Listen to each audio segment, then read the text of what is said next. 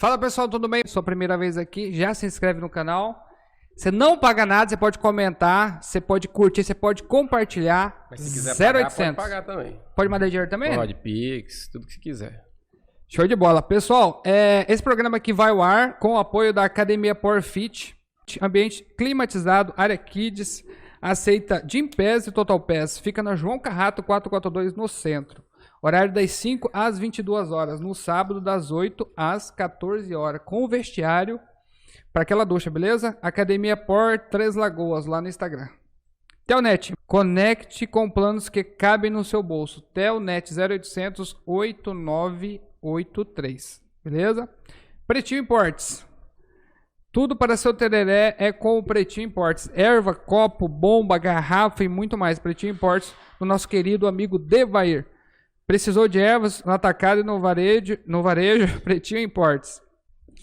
Pessoal, agora sim, nosso convidado aqui, Roberto, muito obrigado por ter aceito o convite, estar com a gente, meu amigo, seja muito bem-vindo aí. Então, gostaria de primeiro dar boa noite para todo mundo que está ouvindo a gente. Legal. Agradecer o convite para vocês. Eu queria dizer que eu sou particularmente fã de vocês. Que isso, obrigado. Já faz uns 3, 4 anos que eu acompanho a página. E eu acho que vocês conseguiram muito bem surfar essa onda da internet, né? De se comunicar com as pessoas, com a população. É incrível a audiência que tem a página. E é incrível esse trabalho de contar um pouco da história da cidade. E também, pelo que eu percebo, vocês são agentes de mostrar para o poder público as insatisfações que a população treslagoense vem tendo.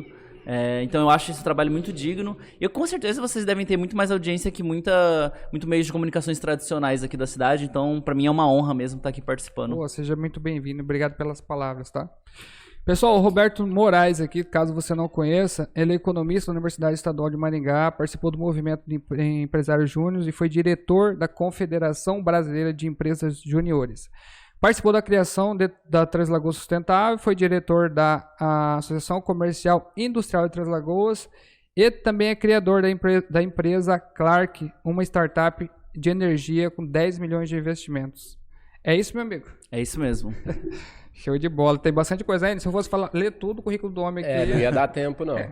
Só de ser já um economista, Universidade Federal... Federal não, estadual. Estadual. Lá em Maringá. Cidade, é uma universidade pesada. Uma puta referência. É, bem conceituada. Já dá uma baita... Peso, né? Um baita peso. Roberto, eu queria que você contasse um pouquinho, meu amigo, sobre, antes de mais nada, sobre a sua relação com Três Lagoas, né? Filho da terra aqui, embora hoje tá meio híbrido, né? Sim. Entre Três Lagoas e São Paulo, mas queria que você contasse um pouquinho da sua Legal. infância, sua adolescência, suas raízes aqui em Três Lagoas, que a gente também acha isso muito importante. Legal. Acho que para começar, de tudo que você falou aí, o que mais me dá orgulho é ser treslagoense. Eu sou bem bairrista, eu sou apaixonado pela nossa cidade. E eu até gosto muito de vir para cá, né? Você comentou, moro em São Paulo hoje, mas costumo ficar 20 dias lá e venho para ficar 15 dias aqui, porque eu cresci na beira do rio. Então, o meu pai é comerciante aqui desde sempre. Ele tem ali a Central das Antenas, que é representante da Sky, que fica no Oscar Guimarães. Nasci e cresci aqui. O meu avô, ele foi sorveteiro por 40 anos na Praça da Bandeira, antiga Praça da Bandeira, atual Legal. Praça Rames Tebet. Então, assim, todas as minhas referências, meus familiares estão aqui. E estudei lá na Escola SESI. E sempre tive muita vontade de fazer, tipo, eu falo que desde muito pequeno eu queria ser empresário. Eu acho que pela influência da família, né, por crescer ali atrás do balcão da empresa do meu pai, desde muito cedo ele me colocou para ir para lotérica, para ir para banco, para cobrar cliente, para atender cliente. Então eu sempre quis ser empresário e eu sentia que, beleza, Três Lagoas, eu era apaixonado pela cidade. A gente tinha um rancho, a gente tem um rancho ainda, e a gente cresceu indo todo final de semana nesse rancho. Então, eu sou completamente apaixonado por tudo isso, mas eu achava que tinha que sair daqui em algum momento para poder crescer na carreira, crescer em competências, crescer profissionalmente. E aí, coloquei na cabeça que ia fazer faculdade fora, fiz faculdade fora, passei na Estadual de Maringá em economia. Por que eu escolhi economia? Eu sempre quis ser empresário, mas eu achava que a administração eu conseguia aprender de outras maneiras, lendo livro, participando de alguma outra instituição. Então, eu escolhi economia porque eu acho que a economia te explica um pouco sobre o mundo, né? Como as coisas do mundo funcionam, as relações comerciais, tanto a nível macro como a nível micro. Perfeito. Então, fui para Maringá, morei em Maringá por 6 anos. E lá em Maringá, eu tive a oportunidade de participar, o que eu acredito que foi a principal oportunidade da minha vida, que foi o Movimento Empresa Júnior. Não sei se vocês já ouviram falar do Movimento Empresa Júnior, mas são instituições que ficam dentro das universidades, tanto públicas quanto privadas, e geralmente elas são ligadas a um curso ou alguns cursos. Então ela levanta os alunos e ela tenta dar para esses alunos um conhecimento prático do que eles veem na sala de aula. Então eles fazem consultoria, projetos de consultoria para micro e pequenas empresas do município, a fim de ajudar essas micro e pequenas empresas a resolverem problemas que elas tenham. Isso é excelente, hein, cara? O Movimento Empresa Júnior hoje é gigantesco, tem mais de 30 mil estudantes, mais de 30 mil universitários que participam. Todo ano muda, né? A minha empresa júnior é a DECOM, que é do curso de Economia, Administração e Contabilidade. Minha empresa júnior é a força do hábito, né? Mas já faz algum tempo que eu saí de lá. Mas eu fui da empresa júnior, depois eu fui diretor da Federação Paranaense e, por fim, fui diretor da Brasil Júnior, que é a Confederação Brasileira. E aí eu me mudei para São Paulo. A gente costuma falar que a Brasil Júnior é o que a CBF é para o futebol, a Brasil Júnior é para o Movimento Empresa Júnior. Então, a gente se muda para São Paulo e trabalha para criar novas empresas juniores, para regulamentar as empresas juniores, para fazer com que elas façam mais projetos, ou seja, tenham um faturamento maior, e desenvolvam os membros, né? Então, pra vocês terem uma noção, hoje o movimento fatura por ano 80 milhões de reais, só com esses pequenos projetos que fazem para pequenas e médias empresas. São em torno de 1.000 empresas juniores, 30 mil universitários, e a gente fala que a gente quer formar a nova geração de líderes, empreendedores comprometidos com a transformação do Brasil. O que significa isso? O que é esse empreendedor que a gente fala? A gente fala que é o cara que primeiro ele quer fazer, o cara que quer fazer a diferença, que é o que eu vejo em vocês. Então, vocês podiam estar trabalhando, indo para casa, tendo uma vida ali normal, mas vocês escolheram criar a página, criar o podcast, porque vocês querem fazer a diferença. Perfeito. Então, esse é o primeiro passo. É como a gente faz com que mais pessoas queiram fazer a diferença, queiram ser agentes de transformação. O segundo passo, essa pessoa ela vai buscar conhecimento. Muitas vezes você não sabe fazer uma coisa. Provavelmente vocês não sabiam mexer no Facebook, não sabiam como que funcionava um podcast. A gente nem sabe até hoje, né? Vocês foram buscar conhecimento para colocar isso em execução, para colocar isso, tirar isso do papel e fazer virar realidade. Então esse é o segundo passo. A gente quer fazer com que as pessoas levar informação, levar conhecimento para que elas saibam como fazer, tirar aquelas ideias do papel. E por fim, o mais importante de tudo é fazer. A gente quer que pessoas que tenham anseio, aquela vontade de fazer acontecer, procurem saber como fazer e por fim façam, né? Tirem a bunda da cadeira e façam acontecer, realizem coisas, e aí de vários aspectos. Então a gente tem, eu costumo falar que a gente tem pós-júniores que abriram startups, que abriram empresas, tem empresas que já estão valendo hoje $1 bilhão, né? São unicórnio, como a gente costuma falar. A gente tem gente que criou ONG, vocês já ouviram falar do Vetor Brasil, que é uma organização que recruta jovens talentos para colocar no serviço público. Então, o Mato Grosso do Sul, inclusive, teve uma parceria com o Vetor Brasil em algum momento. E aí você coloca esses jovens talentos capacitados, treinados, com universidades, às vezes, de fora do Brasil, para atuar no serviço público. E ter mais atrativo o serviço público, né? O cara que entrar lá não ser só por causa do salário, por causa dos benefícios, né? Mas pro cara entrar lá para querer fazer a diferença. Então, essa é uma ONG empresarial. É uma ONG para colocar jovens talentos pro serviço público. Para treinar. E quem criou é uma pós-júnior. É como a gente fala, quem participou do movimento. Tá dando fruto já, né? Exatamente. Mas ela tem como objetivo botar o cara dentro da máquina do Estado através de um concurso. É isso. Mas ela cobra tipo, ela dá qual é o principal serviço que ela faz, no caso, essa empresa? Ela não é uma empresa, né? É uma ONG. Ah, sim, perdão. Então, por exemplo, quem investiu nela esses dias, ela pegou um cheque da esposa do Jeff Bezos, fundador da Amazon. Tá boa, né? Ainda ela tá com a bala, porque ela largou dele, né? Exatamente. Arrancou uma bala do cara, então... Acho que eles colocaram mais ou menos $1 milhão lá, mas ela é recurso de doação mesmo, então é uma ONG. O fim é esse, né? É como você faz com que pessoas talentosas queiram ir para o serviço público para fazer a diferença, para entregar resultado. Mas no serviço público, só para verdade, tem tanto espaço para eficiência no sentido de que você está trazendo uma outra visão e você tem um engessamento do Estado para poder colocar isso na prática? Assim, eu tenho um amigo que participou do Vetor, ele formou comigo em economia lá na UEM e ele mudou pro Maranhão. Uhum. E o que ele me fala? É assim, é uma experiência muito difícil. As coisas não acontecem rapidamente, você enfrenta todos aqueles problemas que a gente já sabe que tem no serviço outro time, público, né? mas eu acho que, agora, igual a gente estava falando agora há pouco, eu acho que você precisa plantar sementes, né? Verdade. Para um dia você colher, você precisa ter iniciativas Sim, claro. frutíferas aí pra gente tentar mudar as coisas, né? Sim, você mostra um outro jeito de se fazer que poderia estar sendo aplicado. Não, qualquer não. coisa que possa otimizar os processos, né, de qualquer área, e principalmente da pública, é ultra bem-vindo, quer dizer, Com ainda certeza. mais sabendo que uma mulher dessa botou uma bala dessa no negócio, aumentar o potencial de funcionar, de dar certo, né? Sim. Até porque no final das contas é qualidade. A gente pode, de repente, até sair um pouco da pauta e falar, de repente, com relação a você trazer pessoas interessadas. Eu acho que o Tarcísio falou isso recentemente, quando perguntaram para ele a respeito de salário. Subiram o salário do governador e tal, não era nem na gestão dele, mas subiram, e ele pegou... Aí ele fala, é complicado também você trazer um cara com puta know-how para fazer parte da máquina do estado, que tipo, o estado de São Paulo é a Alemanha Sim. no meio do Brasil, se você fosse, né, separar os estados como país.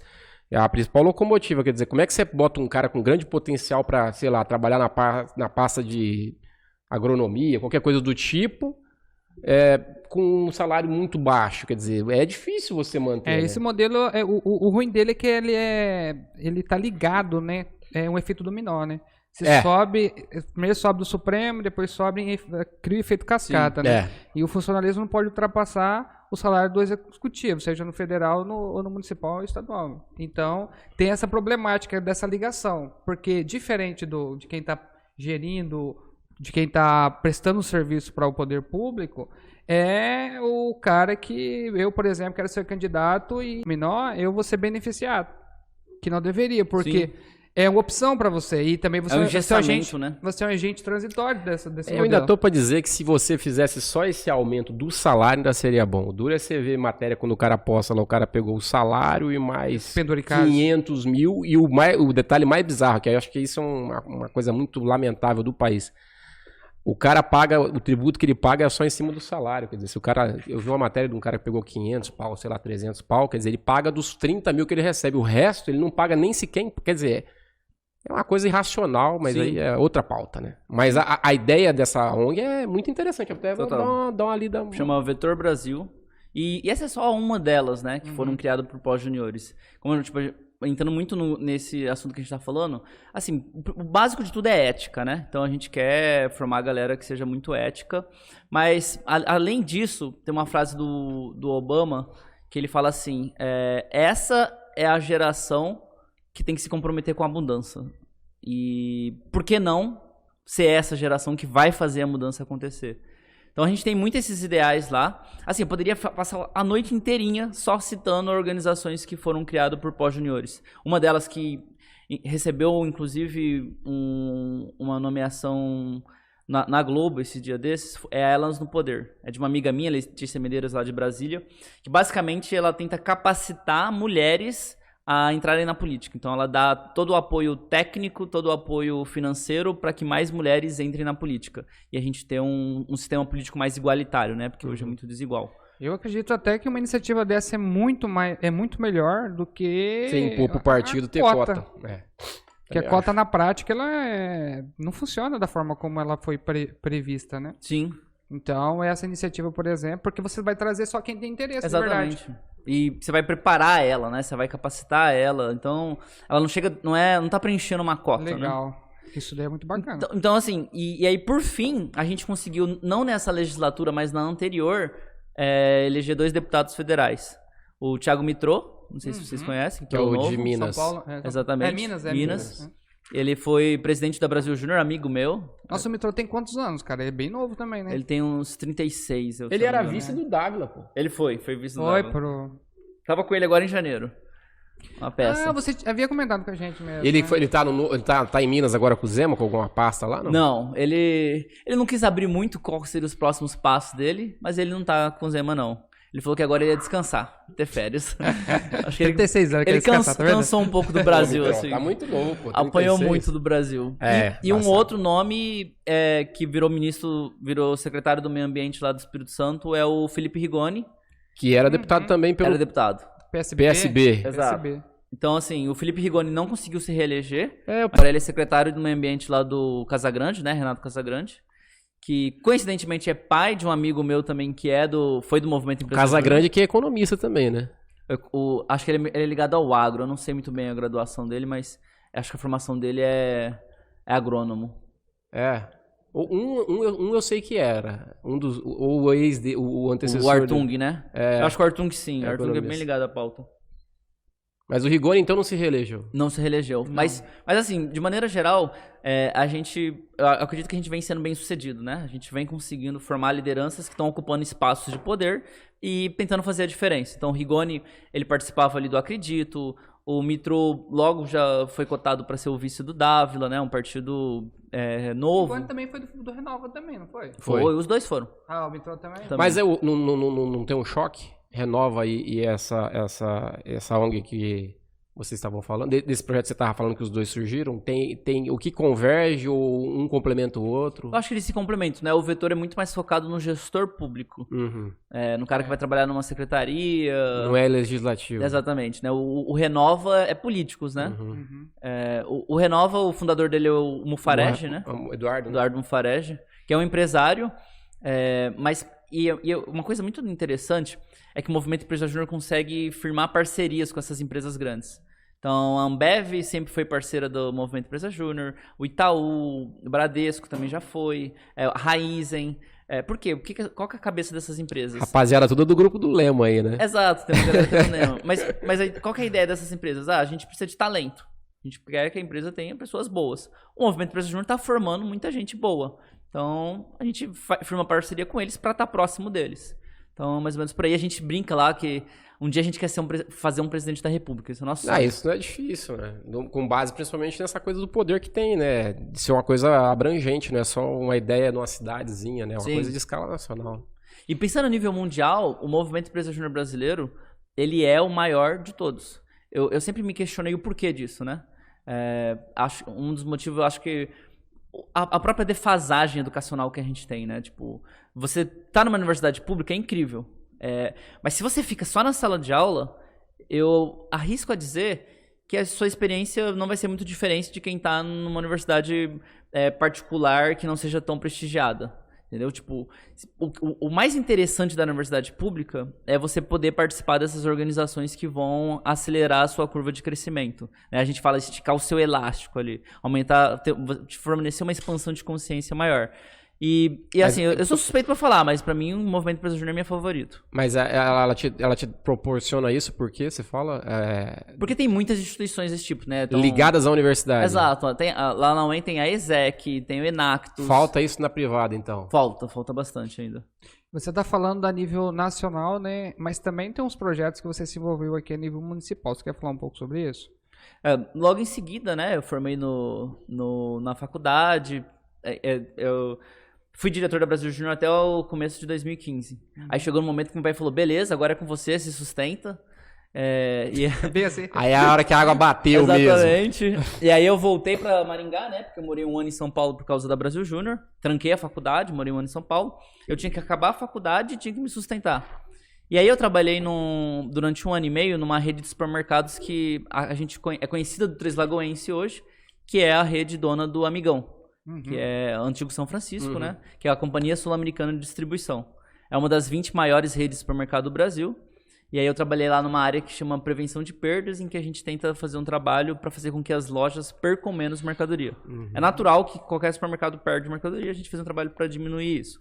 Então isso aconteceu em 2015, e aí foi 1 ano e meio ali de trabalho, faculdade, e concluí as coisas, né? Fui para Maringá para fazer a faculdade. Acabei me envolvendo muito com o Movimento Empresa Júnior, mas 2015 foi esse trabalho de acabar a faculdade. Quando chegou no final de 2015, eu tive um trade-off, que é uma escolha conflituosa, né? Por favor, traduza. De ou ir para São Paulo. Trade-off. Ou vir para Três Lagoas. Traduza. Perde e ganha, é um custo de oportunidade. Exato, tipo, qual uma escolha difícil de ser Um tomada. trade-off. Trade é comércio, né? E off é um conceito de economia, né? A gente fala que... Então, mas você tem que explicar a gente somos de uma categoria inferior, entendeu? ABC, né? ABCD. E, por um lado, São Paulo é um mar de oportunidades. Eu pensava em entrar numa consultoria ou no banco de investimento. E, por outro, eu me inspirava muito num nome lá de Maringá chamado Jefferson Nogaroli. Não sei se vocês já ouviram falar dele. Mas ele é o dono, um dos donos, né, do Cidade Canção, da Companhia Sul-Americana de Distribuição. E ele é um cara que assumiu o negócio que foi fundado pelo pai e se envolveu muito com a associação comercial de lá, se envolveu muito com as entidades de lá, o Sebrae, o próprio Cicobi. E nesse protagonismo, ele participou muito da construção de uma cidade que hoje é reconhecida como a cidade com o maior indicador de qualidade de vida do Brasil, que é a Maringá. Então, na minha cabeça, eu pensei, cara, como que eu posso ir para São Paulo, vou crescer na carreira, mas talvez vou ser mais um na multidão. Por que não ir para Três Lagoas e tentar participar da melhoria de um município que eu amo tanto? Então, eu tive essa dificuldade e, por outro lado, eu sempre também tive uma ambição muito grande de construir patrimônio. Pô, quero ganhar dinheiro. É isso. Antes do movimento, eu sendo bem sério com vocês, era o principal objetivo. Mas não era melhor ir pra Faria Lima, então? Exatamente. Tava por lá, pô. Eu acho que o movimento Empresa Júnior me fez ter um pouco mais de idealismo, né? A gente falava muito de quando chegar no seu leito de morte, você estiver ali no fim. Vai estar na lápide. O que você vai lembrar, né? Você vai olhar para sua trajetória, do que você vai lembrar? E se só ganhou muito dinheiro, não é tão legal assim, né? Tipo, acho que a ideia geral legado, né? O que eu contribuí para melhorar o mundo, para melhorar a minha comunidade nesse tempo. Então, seguindo nessa lógica e seguindo a lógica de que Três Lagoas anunciou em 2015, não sei se vocês lembram, a Suzano 2, né, na época, Fibra 2 e Eldorado 2, falei, cara, acho que pode ser um caminho. Momento também. Exato. Vou para Três Lagoas, meu pai me propôs arrendar um negócio na época, sigo uma carreira empresarial, vou estar empreendendo, vou acelerar alguns passos, né? Porque sempre quis empreender, mas se eu fosse para São Paulo, eu adiaria um pouco isso. E vou me envolver com as associações que tem lá. E foi isso que eu fiz. Voltei para Três Lagoas, me envolvi com a AGE. Não fui fundador da AGE. Fernando Jurado, grande abraço, inclusive, amigo meu. Eu vi que ele estava aqui outro dia. Assistiu o episódio dele. Foi o fundador, mas logo que eu cheguei, me envolvi com a AGE. E participei da estruturação da AGE, então a gente criou vários projetos. Logo que eu cheguei, eu fui um dos representantes, junto com o Fernando, do Três Lagoas Sustentável, né, que era um projeto financiado pela Fibra, um presente da Fibra para Três Lagoas, por meio do Instituto Votorantim. Sim. Que fez toda a revisão do plano piloto, que fez a criação de políticas, né, de planos para o município. Através metas, exatamente. Então, representei isso. E na AGE a gente fez várias coisas, né? A gente fez o Happy AGE, a gente fez uma premiação dos melhores do ano, que premiava o empresário de destaque, o jovem empreendedor de destaque. A gente fez o Churrascagem, que inclusive vai acontecer a versão aí dia 15 de abril. Eu percebo muito assim, que eu acho muito... Eu sou eterno devoto e defensor da arte, do modo geral, porque eu acho que é a grande ferramenta de mudar a percepção do social de massa. Que é o que, de certa forma, decide de eleição, que tributa, que faz a engrenagem, no final das contas, girar.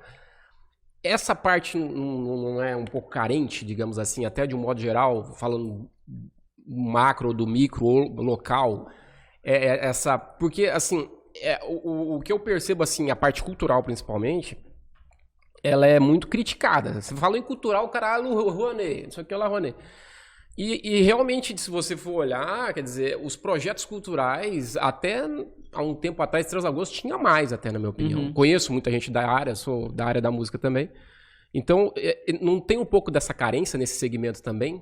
Das associações, por exemplo? Com certeza, né?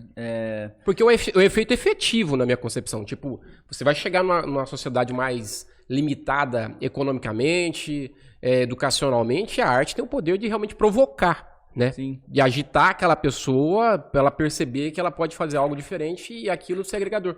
Eu percebo muito que a gente tem um entretenimento deletério, uma coisa que não agrega, e isso tem muita abrangência. Sim. E às vezes até as instituições usam isso, e eu particularmente tenho até uma certa crítica.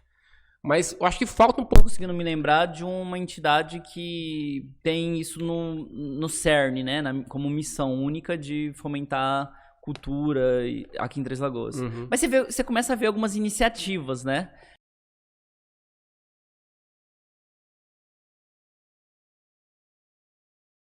Aí você vê, por exemplo, que a PTL tem um evento. A AGE tem o Churrascage. Que mais? Você vê a Bracel fazendo todo momento evento para fomentar o turismo, para fomentar a gastronomia, etc. Então, eu acho que tem iniciativas que não estão unidas, mas talvez careça mesmo de uma instituição para porque assim, o evento em si, eu não coloco ele como cultura. Eu sou daquela ideia assim, de que ou é para todo mundo ou não é para ninguém.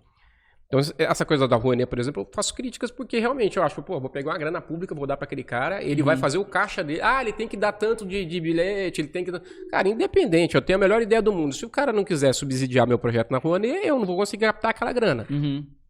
Ponto. Agora, se você pega e distribui realmente o tributo, aquilo que é voltado para realmente dar educação musical, que é um modelo americano, se você for ver. O cara tem aula, né, de música, ele entende de música. Os caras estudam Shakespeare na escola.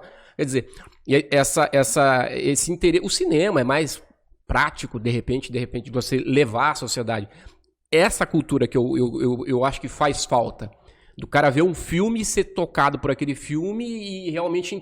por exemplo, eu sou da opinião que o Tropa de Elite foi um dos filmes que fizeram os movimentos de 2013 e 2014.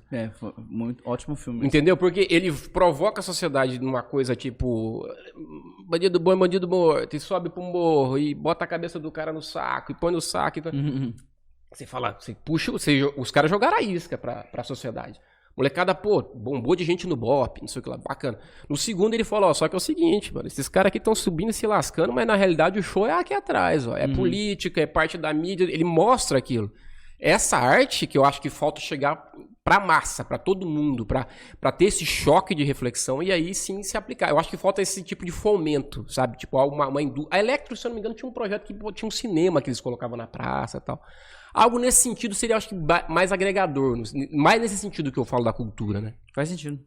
Tipo, não era algo que a gente focou em algum momento na AGE, né? A gente tinha... Óbvio que também ela não tem essa função, mas poderia, né? A gente queria desenvolver os empreendedores da cidade. A gente queria fomentar e inspirar com que mais gente queresse empreender na cidade. E a gente queria contribuir com o debate público. Então... logo em seguida, o Fernando, inclusive, assumiu a ação comercial. E eu acho que a gente conseguiu criar dar alguns passos para não só participar do debate público, mas influenciar minimamente que seja o debate público. Então, a gente estava até falando agora há pouco que uma das iniciativas, uma das sementes que foi inspirada em Maringá foi a Aliança das Entidades, né? Fora das entidades. Esse modelo a gente poderia estar aplicando aqui em Três Lagoas, por exemplo? Total, assim, aqui, esse foi a semente, mas a inspiração é o CODEM, que é o Conselho de Desenvolvimento Econômico de Maringá, que foi criado por lei, ali no final da década de 90, em que a prefeitura banca alguns colaboradores que ficam 24 horas não, né? Mas 8 horas por dia pensando políticas públicas para desenvolvimento econômico e social do município. Que é o meio papel do legislador. Mas é mais profundo. Porque ele vai fazer pesquisa, ele vai fazer diagnóstico, ele vai fazer análise de dados, ele vai entender as vocações do município, porque aí ele vai conseguir assessorar o prefeito de forma muito mais profunda. E outra coisa muito legal é que ele tem um guarda-chuva da sociedade civil organizada atrás dele, validando. Então tem ação comercial, que é gigantesca em Maringá. Tem várias sub-entidades embaixo da ação comercial de Maringá, super indico que vocês conheçam. Tem inclusive uma entidade focada em cultura, que é Ingá Cultural. Então, assim, ação comercial Ingá é do parque, fantástico. Ingá lá. Exato. Que é uma fruta, né? Que é uma fruta do Nordeste. E tem várias outras associações por trás desse guarda-chuva. Então, assim, Maringá sou suspeito para falar de lá, e aí, por exemplo, eles criaram o Observatório Social, que é outra baita iniciativa que foi pioneira em Maringá, e que eu vejo que vocês acabam exercendo esse papel de forma muito bacana na Três Lagoas que eu quero, que é fiscalizar. Então, o poder público está aí, aqui em Três Lagoas um orçamento de quase 1 bilhão, deve bater esse ano, e quem que está fiscalizando esses caras? 1,44 1,44 bilhão. É muito dinheiro. É muito dinheiro. A gente sabe que os tribunais não dão conta, né? Então, como você cria uma organização que vai ter voluntários... Tem que contratar mais os tribunais, pô. Exato, também, é um caminho. Mas por que não a sociedade civil exerce mais esse papel, entendeu? Que é uma coisa que vocês vêm tentando fazer ali. É uma espécie de parlamentarismo até, assim, da sociedade civil, né? Eles realmente fazendo parte do processo diretamente, né? Sim, e isso, eu acho isso muito benéfico porque mostra pro gestor público, né? Mostra pro cara que foi eleito, do executivo, ó, você não foi largado aí não, tem alguém te olhando, entendeu? Porque a gente tem a impressão, de uma forma geral, as pessoas têm a impressão de que participação política é ir lá e votar no cara, daqui a 4 anos a gente discutir sobre se o cara for bom ou não, ou renovar o contrato do cara. E não é isso, né, cara? Sim. Tá muito além É que é mais disso. confortável, né? E você meio que expurga, né? Não, já fiz minha parte. Fui lá, dei uma apertada no botão e resolvi os problemas da minha consciência. É. Mas, falando de inovação, por exemplo, o Estado, o município, enfim, tem projetos interessantes nesse sentido e que vocês já atuaram ou pode surgir pela frente? Legal. Então, só dando um passo para trás, a minha grande inspiração foi Maringá, foi Jefferson Nagaroli, foi o que eu posso fazer aqui. Então, participei de várias dessas entidades, Ação Comercial, a AGE, o Plano Três Lagoas Sustentável. Em algum momento, eu me afastei um pouco porque eu sempre busquei outras oportunidades de negócio em Três Lagoas. Como eu falei para vocês, a prioridade ali ainda era ficar rico. Não era só ficar rico, mas ainda era ficar rico. Então, busquei outras oportunidades de negócios. Elas acabaram não surgindo nenhuma que fosse interessante o suficiente em Três Lagoas. E a gente viveu nos últimos 5 anos uma transformação digital absurda no Brasil. Uma onda de investimentos multibilionários, isso em dólar, para capital semente para o surgimento de empresas inovadoras, startups. Empresas que querem mudar um modelo de negócio, que tem uma ideia inovadora, que querem mudar um setor. Então, indo por essa linha, em 2019, eu devolvo o negócio do meu pai, né, a terceirizada da Sky, para ele e fundo junto com um amigo meu, que foi também da Brasil Júnior, a Clark, que sempre teve como principal razão de existência empoderar o consumidor de energia elétrica brasileiro. Então, participar da transformação do setor elétrico brasileiro. E é aí que eu voltei a me conectar com inovação. Na verdade, eu passei a me conectar muito mais com inovação, com o Vale do Silício, com startups de maneira geral. O Vale do Silício não é o da Califórnia, não. Exatamente. É o daqui. Não, da Califórnia. Vale do Silício é da Califórnia. Aqui é Vale da Celulose. Ah, Vale da Celulose, tá certo. Eu já te conto a inspiração do nome. Aham. Mas aí a gente já está aí na trajetória de 4 anos de Clark. A gente recebeu 10 milhões de investimento. E, resumidamente, o que a gente quer fazer o setor elétrico hoje tem 3 players. Ele tem o gerador, a transmissora e a distribuidora. Bom, o setor elétrico são 3 etapas, então, para o produto final, que é a iluminação que a gente está tendo aqui agora. Chegar na nossa casa. Ela sai de uma geradora, passa pela transmissora numa rodovia e chega, por fim, na sua casa pela distribuidora. e esse monte de poste aí no meio da cidade. Que aqui é eletro. Então, quando você aluga uma casa, você não tem escolha. Você vai para o mercado cativo de energia, que a gente chama. Prisioneiro. Você liga na Eletro, a Eletro vai lá e vai fazer a ligação na sua casa. Hoje no Brasil, a gente fala que é o camarote do setor elétrico. Empresas que gastam mais de 50 mil, elas podem atravessar a Eletro e negociar direto com a geradora o preço que ela quer pagar na energia e a fonte que ela quer consumir. Esse é o mercado livre de energia. Mas isso aqui em Três Lagoas ainda não é viável. Isso é viável para empresas que gastam mais de 50 mil. É o que a lei possibilita hoje. Então, se você gasta mais ou menos mais de 40, 50 mil, provavelmente você pode ir para o mercado livre de energia. Quem aqui em Três Lagoas já está no mercado livre? O 9 Estrelas já está no mercado livre. A gente vem negociando para levar a Tricarne. Inclusive, Luiz, vamos fechar esse contrato. Porque quando você fala disso, eu imagino a questão empresas geradoras, né? Porque tem muitas empresas, a gente tem grandes empresas aqui, mas elas mesmas criam a própria energia, né? Então não tá nesse cardápio, né? Esse é um outro caminho que é a geração distribuída, que foi uma lei de 2012, se eu não me engano, mas que permite que você produza sua própria energia, só que você não pode vender, entendeu? O Mercado Livre, você pode produzir sua própria energia e vender, ou você pode comprar direto de quem vende. Mas para você produzir essa própria energia e vender, no caso, você precisa ter o cara que vai levar ela. No caso aqui, a Electro. É a distribuidora. O que acontece? Vamos dizer que você tem uma fábrica, Enio. Você tem uma fábrica de pão e você quer levar para o Mercado Livre, você fechou com a Clark. Você vai migrar agora em abril. A partir de abril, você vai receber 2 contas. Uma conta da Electro, te cobrando um percentual da energia que você consumiu, normalmente, que é a taxa de transmissão e distribuição. E uma outra conta da geradora que a Clark te conectou, de energia. A soma dessas 2 contas, perto do que você pagava antes, a gente consegue um desconto em média de até 30%. Na verdade, a energia está tão barata por causa desse excesso de chuva que a gente vem conseguindo de desconto de até 40%. Mas é isso que eu não estou entendendo. A Electro, ela vai entregar para o cara, Total, independente. vai continuar te entregando. E no caso, é um tipo de crédito que você transaciona junto com a distribuidora, no caso a Electro, porque tipo, se eu compro uma energia que não é da CTG e sei lá, não sei se Angra, mas uma usina eólica aqui de Pereira Barreto, por exemplo. Aquela energia lá, como é que ela chega pra mim? Qual que é como que funciona isso? Qual que é a mais cara? Quem corta o caminho? Como que funciona? O sistema elétrico brasileiro é totalmente integrado. Só uma regiãozinha ali do norte, Rondônia, Amapá, que não é integrado. O restante é todo integrado. A energia que é produzida no sul, ela consegue ir pro nordeste. É o SIN, Sistema Integrado Nacional.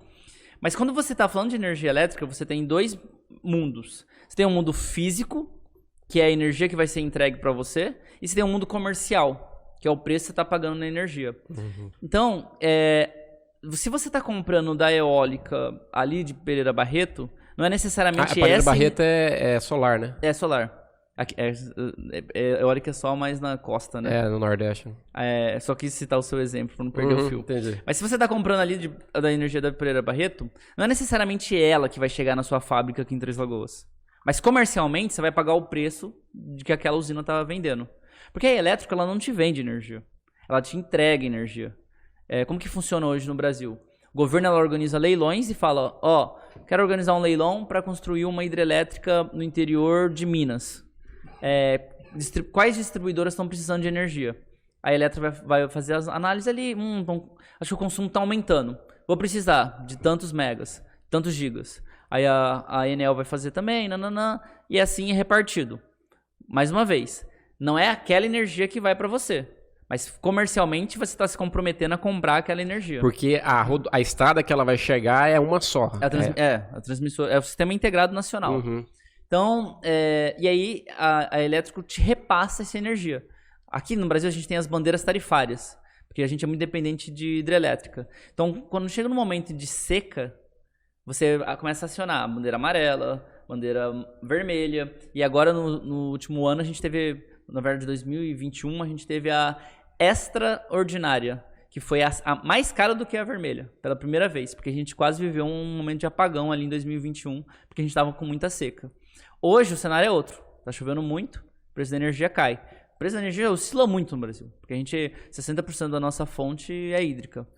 Então, só concluindo, basicamente isso. Você vai para o Mercado Livre, você vai se comprometer com um preço de energia de uma geradora própria. Ela não está negociando com o governo. Ela não participou de uma licença do governo para vender para a distribuidora. Ela foi criada para ser negociada livremente. Só trazendo um nível de grandeza, 30% da energia, 35% da energia do Brasil está no Mercado Livre. A gente tem 86 milhões de unidades consumidoras. Dessas 86 milhões de unidades consumidoras, 30 mil estão no livre. Ou seja, essas 30 mil são grandes fábricas que consomem muita energia. Então, 30 mil unidades consumidoras são responsáveis por 35% da energia do Brasil, pelo consumo de energia no Brasil. Entendeu? Então, Exato. Essa é a grande inovação que a Clark defende. existe um projeto de lei no Congresso Nacional que visa liberar para todo mundo. Inclusive eu e você nas nossas casas, a gente vai poder vender. A gente vai poder alugar uma casa, abrir um computador e ver uma série de fornecedores ali e escolher o preço, a fonte que a gente melhor se interessar. Vários estados dos Estados Unidos já são assim. Nova York, Texas, Flórida. Japão já é assim, Reino Unido já é assim, alguns países da Europa também já é assim. A gente acredita que esse projeto, se aprovado agora, vai liberar a partir de 2026 para todo mundo, mas já vem tendo alguns avanços para que a galera que consome bastante possa ir para o Mercado Livre. Então, uma das últimas medidas do governo Bolsonaro ali no Ministério de Minas e Energia, no finalzinho do ano passado, foi que a partir de 2024, todo mundo que é alta tensão pode ir para o Mercado Livre. O que significa alta tensão? É uma galera que gasta ali mais de 10 mil por mês. Então, várias empresas de Três Lagoas, por exemplo, que não podem hoje, já entra no... a partir de 2024. Hospital, que tem uma demanda alta, aí escolas, talvez. Também. Né? A gente tem alguns clientes conhecidos. Então, a gente tem Burger King como cliente, a gente tem Le Cordon Bleu, que é uma escola de gastronomia do Rio de Janeiro. A gente tem Habib's, a gente foca muito numa região lá do Espírito Santo, que tem várias fábricas que tratam o mármore. Ali a gente tem mais de 20 clientes. É uma região que tem... Essas indústrias consomem muita energia. E a Clark compra do produtor... E revende e vende pro... E qual que é a mais barata? Assim, tem vários, né? Tipo, a solar, a eólica, a hidroelétrica... Hoje no Brasil, a mais barata é a hídrica, né? Você não vê tanta operação de hídrica surgindo. Então, o mais comum é eólica e solar mesmo.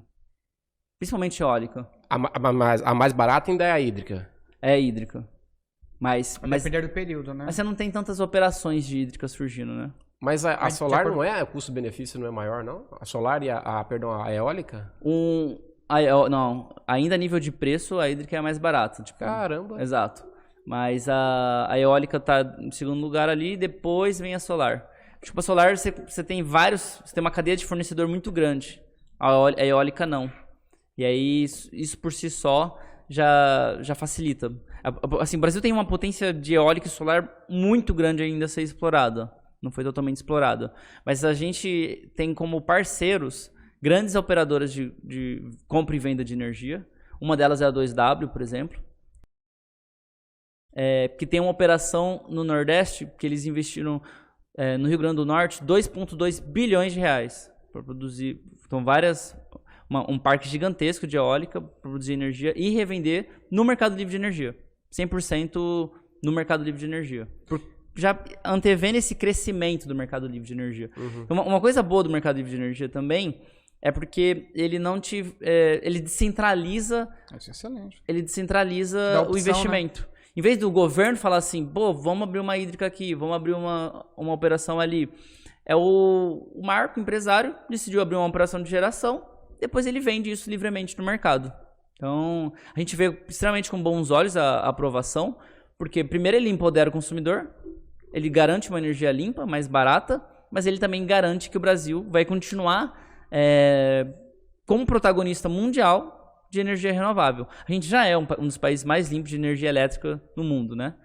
Por causa da hídrica. Tem muita coisa ainda caminhando, né? Você pega o próprio crédito de carbono, que seria algo que agregaria mais a economia, ainda você não consegue resgatar essa grana, né? Ainda está muito incerto. Quanto que vale, né? Qual que é o lastro? Falta regulação. É algo que ainda é novo, mas tem bastante mercado, né? É uma área legal, até para quem gosta de se meter nos investimentos aí, é uma área que tem muito potencial, né? De dar um retorno bom, né? Com certeza.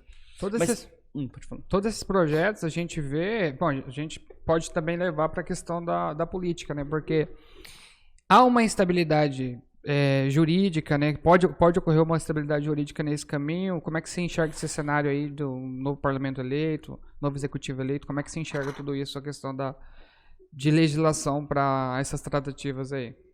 Legal. A gente é muito próximo de uma associação que negocia com o projeto de lei, né, que é a Abracel. E aí, eventualmente, a gente conversa sobre o parlamento eleito. Até, assim, não é uma coisa que está na minha rotina todo dia olhar para isso, mas é um hobby, né? Política é um hobby, acho que é assim como para você Sim. também, Marco. Uhum. E eu acho que a taxa de renovação dessa última eleição não foi tão alta, né?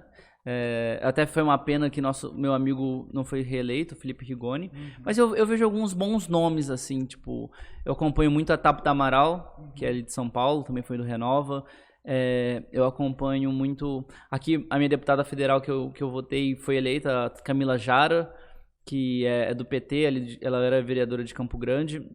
Eu vejo bons nomes tentando fazer boas coisas, mas acho que, assim, a gente tem uma frase que costuma falar, é que eu não conheço nenhum pessimista que fez grandes coisas na vida. Então, eu sempre sou otimista com o Brasil, né? Mas até citando a Ariana Suassuna, melhor do que ser otimista é ser um realista esperançoso, né? Uhum. Então, eu acho que Isso tem muita coisa que melhorar ainda. Isso é bem plural até, porque você falou de uma candidata, você voltou numa deputada federal petista e o Rigoni, eu lembro até hoje na entrevista dele com o Manhattan Connection, o Lucas Mendes falou, como é que é ser um socialista? Aí ele mandou essa, ele falou assim, não, eu não sou socialista. Eu falei, mas você tá no Partido Socialista. Ele falou, não, eu sou liberal. Quer dizer, então você vota, você flutua entre as duas plataformas sem nenhum problema. Total, assim, eu me considero de centro, sendo bem sincero. Às vezes ali mais pra centro-direita, às vezes mais pra centro-esquerda. Mas eu acho que eu tô bem no centro. Até porque essa bandeira que a gente tá falando, economicamente falando, não é uma pauta que a esquerda, o PT, por exemplo, vai defender, né? Teoricamente, pelo menos não legislativa, né? É mais centralizador, né? A gente até que tá vendo eles, a pauta do mercado livre de energia, eles estão vendo com, tipo, estão sendo bem abertos a nos ouvir. Naturalmente que a gente sente que... Será que você não tá sendo aquilo que a Ariana Suassuna falou? Hã? a gente sente que a gente deu uns passos Mais atrás. esperançoso que a lista? Porque teve toda uma transição de governo. Uhum. Então a gente já estava bem avançado com o governo anterior. Inclusive a medida provisória foi uma iniciativa do governo anterior. Mas a gente sente que eles entendem que é o caminho. O projeto é o caminho ideal. Não adianta teimar, né? Exato. Mas existe um trabalho, sim, de reconquistar os deputados e convencer e etc. De cuidar dos pormenores, porque também não é simples. Isso é verdade. Tem pormenores, assim, abrir totalmente o mercado de energia não é uma coisa que pode acontecer do dia pra noite, porque tem riscos. Eu não sei se vocês viram um caso no Texas, que teve uma nevasca tão grande lá nos Estados Unidos, acho que foi 2021, e lá o mercado é 100% livre, com pouquíssima regulação. Os Estados Unidos tem isso, né? Os estados definem políticas diferentes entre si. Autonomia, né? E lá no Texas é completamente livre. E aí teve uma nevasca enorme e muitas operações de geração de gás foram danificadas. Então, teve gente que não conseguia pagar a conta de luz.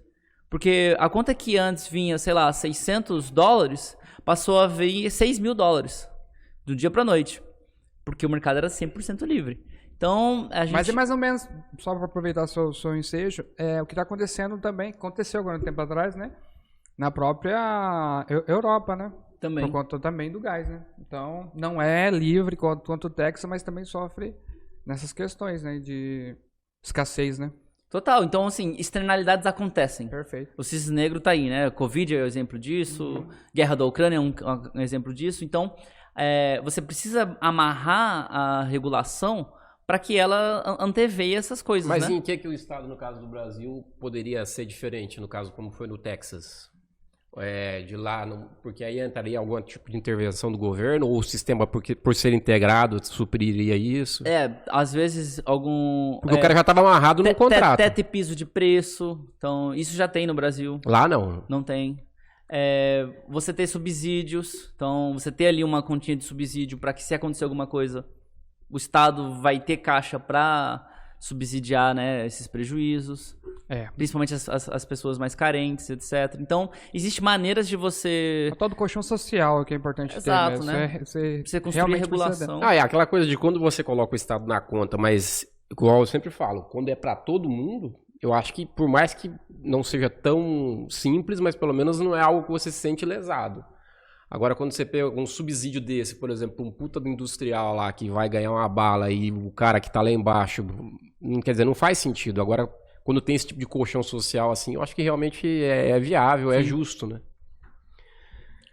E o livro, né? Esse rapaz é bom de livro, velho. A gente sempre tem uma perguntinha no final que é com relação ao livro que mais te marcou e o filme que mais te marcou. Qual que seria aí? O livro que mais me marcou, ele chama Em Busca de Sentido, do Viktor Frankl.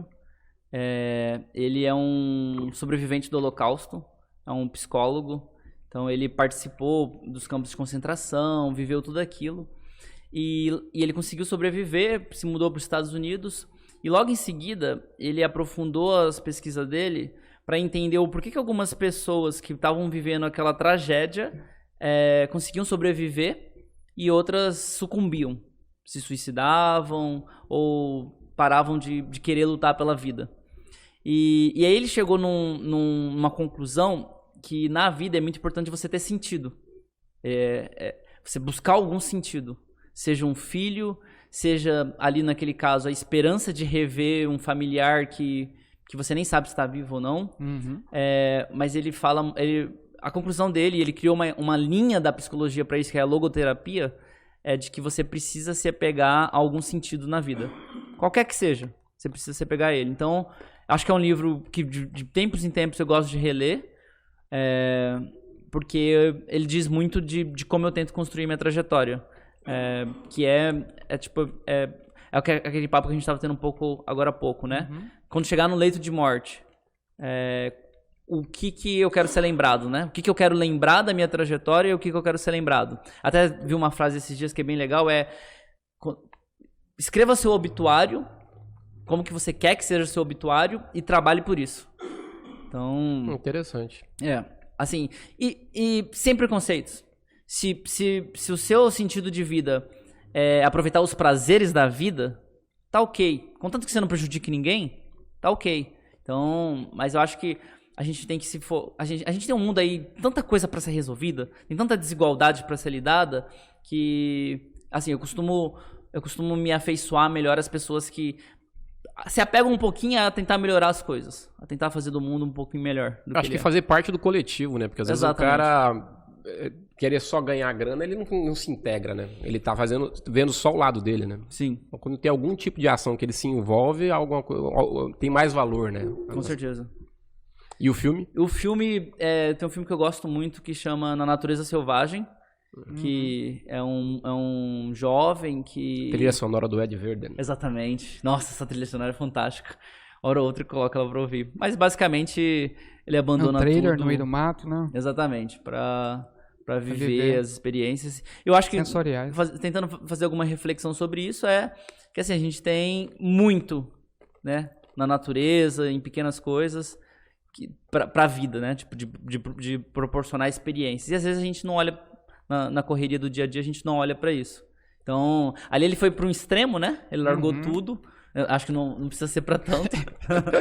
mas eu gosto do filme, da mensagem que ele traz, de viajar mais, de viver experiências. É aquilo que a gente faz quando a gente passa um final de semana num rancho, por exemplo. Exatamente, né? Com amigos. Dosado, né? Tô falando de dosado, não é o caso dele. Né? E eu acho que a maior conclusão dele, que é uma coisa que eu compartilho muito, é que a felicidade ela só é plena quando compartilhada.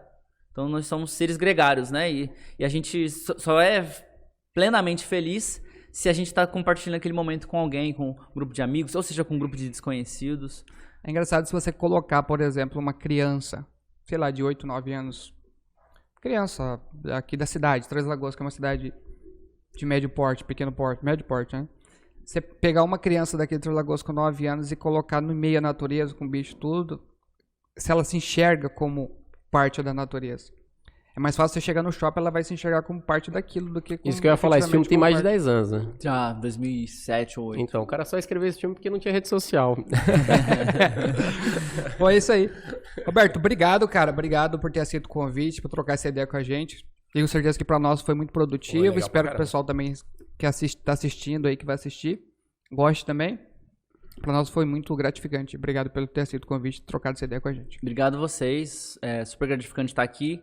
Tipo, pensando aqui agora por rápido, faltou falar muita coisa, mas fica uma próxima oportunidade. Parabéns mais uma vez pelo projeto. Sou fã mesmo de vocês, sem falsa modéstia. Tipo, gosto muito mesmo do trabalho de vocês. Espero continuar acompanhando e ver vocês crescendo e fazendo mais diferença ainda na nossa cidade. Show de bola. Valeu. Obrigado. É isso, Enio. É isso aí. Pessoal, obrigado. Se você assistiu até aqui, faça o favor de curtir, comentar e compartilhar. Isso ajuda bastante a gente aqui a fazer o trabalho da gente que tá. Obrigado. Valeu, pessoal. Até mais.